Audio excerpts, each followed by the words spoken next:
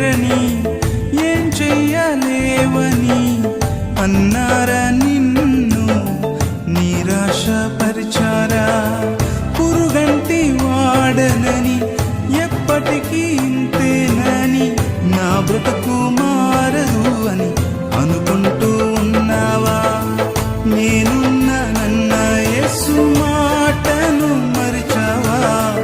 కన్నీరు నాట్యంగా మార్చును చూస్తావా? నేనున్నానన్న యేసు మాటను మరిచావా? కన్నీరు నాట్యంగా మార్చును చూస్తావా?